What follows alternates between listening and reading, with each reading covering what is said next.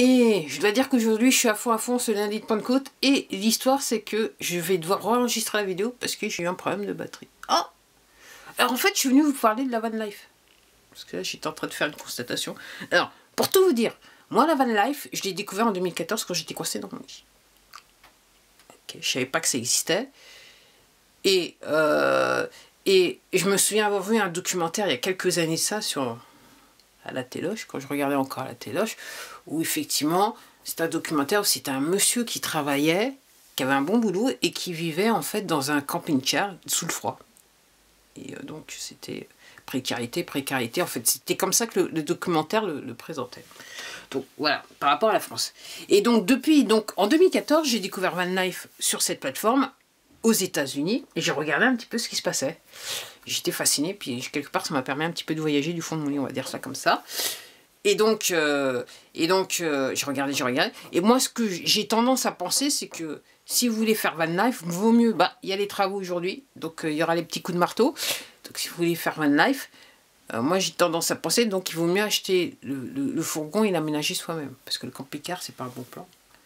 Ou alors acheter un véhicule comment ça s'appelle, un véhicule d'urgence. Est-ce que je veux dire du genre rouge ou blanc? C'est ce que je veux dire. C'est le constat que je vois. Alors, je l'ai fait en regardant les trucs américains, mais même en France, moi je dis, il faut faire ça. Le véhicule d'urgence, il y a peut-être un petit peu moins à faire que... Je dis ça, mais je dirais. Donc en gros, oui, je regardais la van life. Et donc aux États-Unis. Et je remarquais, à un moment donné, je me suis rendu compte, parce que les van lifers, les youtubeurs qui van life, en plus certains, ils gagnent bien leur vie, c'est clair. Je me suis rendu compte, en gros, à un moment, ils parlaient tous, ils avaient tous des craintes parce que le gouvernement semblait être après eux. Ils voulaient introduire de la réglementation pour, entre guillemets, pour qu'ils n'existent plus, ou les faire sortir, ou diminuer le nombre dans les villes, à travers les États-Unis. Alors, un petit peu,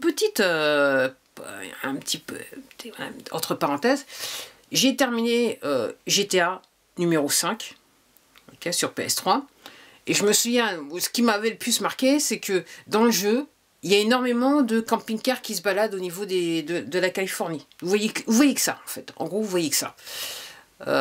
Et voilà, c'était juste un aparté comme ça. Et je comprends pourquoi maintenant, après, effectivement, il y a des communautés à travers certains États qui grandissent. Non, hein, ils montent. Alors, vous allez me dire, ouais, pourquoi, par exemple, ce lundi de Pentecôte, pourquoi je vous parle de Van Life?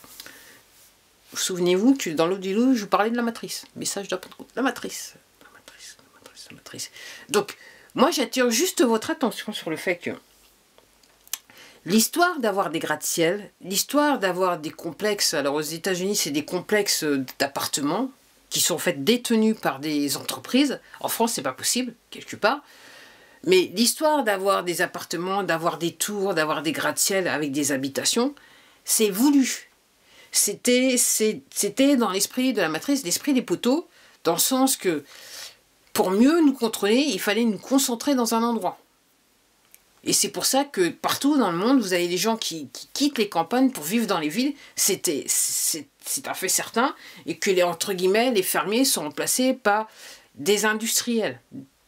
Entre guillemets, si vous voyez ce que je veux dire. Donc ça, c'était un fait exprès. C'était pour faciliter le contrôle de la population et dans un futur qui était plutôt proche pour eux, dans leur vision, pour faciliter la dépop. Okay. Une fois qu'on sait où vous vivez, ok, on peut mieux vous contrôler avec l'informatique, compagnie, caméra partout, et patati patata, téléphone et patati et patata, et puis on peut venir vous chercher quand on veut et décider, ah, c'est bon, pour vous, c'est terminé là. Ciao, bye bye. Vous allez nous servir à autre chose. Vous allez nous servir à autre chose. Dans la mortalité. Je dis ça. Pour ceux qui comprennent. Donc oui. Donc c'était fait à dessein. Donc ces histoires des agglomérations, la surpopulation dans les villes, c'était fait par dessein, c'était voulu.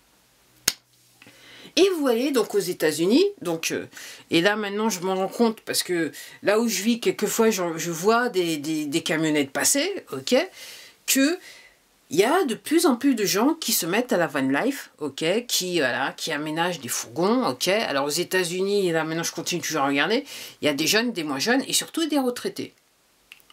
Et puis surtout, il y a une tendance que les poteaux ils n'avaient peut-être pas vu venir. C'est que les gens, à cause de la chose, ils se sont dit, ok, il n'y a plus d'argent. Il y en a certains aux États-Unis, ils ont vendu leur maison, ils se sont dit, on fait van life à 100%. Donc ils ne pouvaient plus bosser, ils ne pouvaient plus rien faire. Ils se sont dit, c'est bon, nous on fait van life. On va épargner comme ça, on va faire van life. On va s'acheter un fourgon, on va vivre sur la route. Et il y en a de plus en plus. Et donc là, si vous restez sur ces plateformes, vous allez voir, si vous allez sur les van lifers aux États-Unis, qu'il y en a de plus en plus qui apparaissent sur cette plateforme et qui disent, ben voilà, moi j'ai perdu mon emploi, patati, durant la chose, et patati, et moi j'ai décidé de faire van life, ça allait bien me faire. Et en France aussi, je vois quelques petites vidéos arriver, en France et en Europe, où il y a des gens qui disent, bah oui, à cause de la chose, c'est bon, nous on a décidé, on va faire van life, quoi, parce que ça va pas le faire. Donc c'est assez intéressant, c'est la raison pour laquelle je fais cette vidéo, et je vais rigoler bêtement. C'est assez intéressant que, entre guillemets, ce que les poteaux voulaient, en fait, quelque part, ça a été le contraire. C'est-à-dire que là, maintenant, par rapport à si je prends l'exemple van life, ok, vous avez les gens qui maintenant, déjà d'une, quelque part, commencent à vouloir sortir de la matrice, sortir des villes, et pour certains, il y en a même qui achètent en campagne, partout dans le monde, c'est bon, on a compris ce qui se passe avec la chose. Et donc ça va à l'encontre de... Donc on était sur une réglementation qui allait vers le contrôle de la population. Ils ont donc sorti cette chose, là, cette pandémie, et en fait, ça a pour effet, en fait, je dirais, une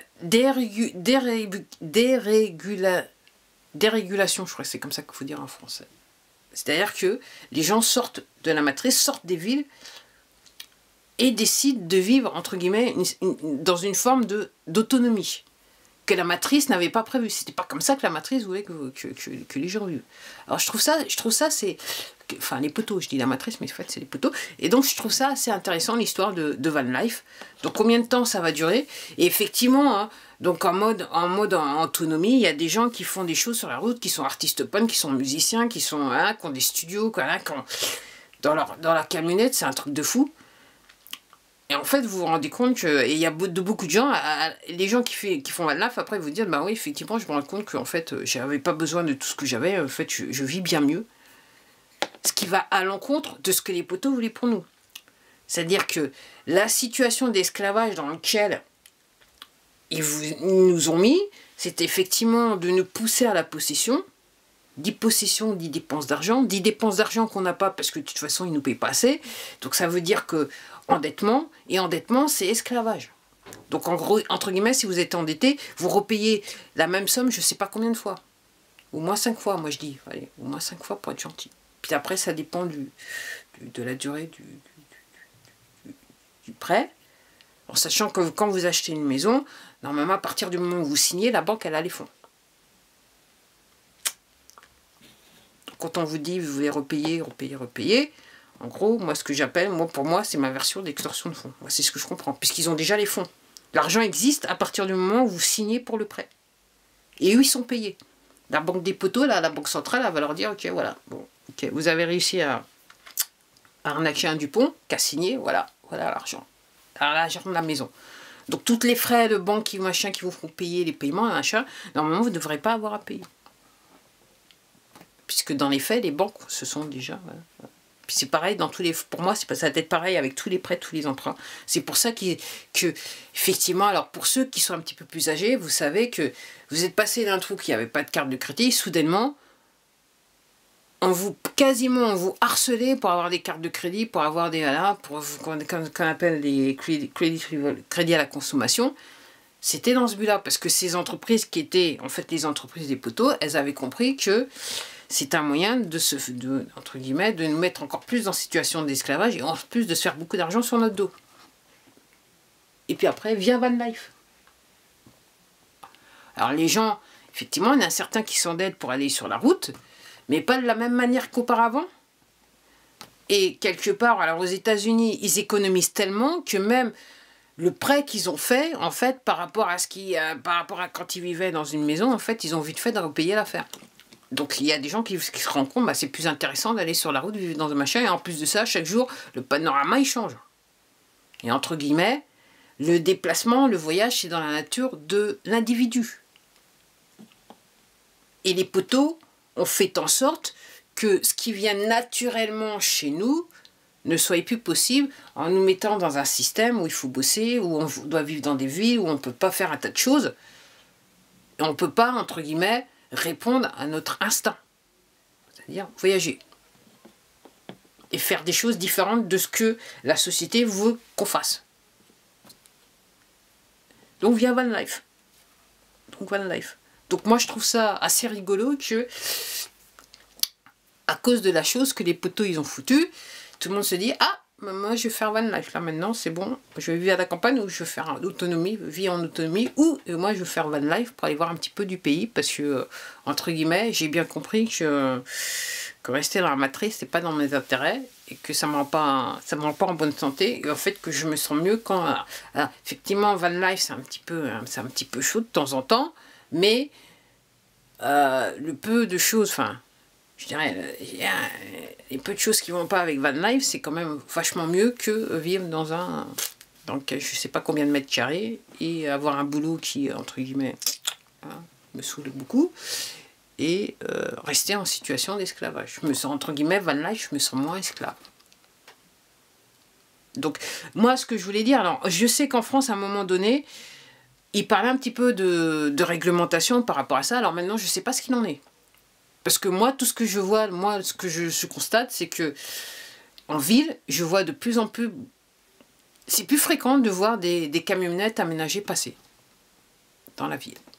Chose qui ne se voyait pas avant, c'était juste camping-car. Bon, sur ce, ben, je vous dis ça, je sais même pas comment je vais faire, je sais même pas comment je vais appeler cette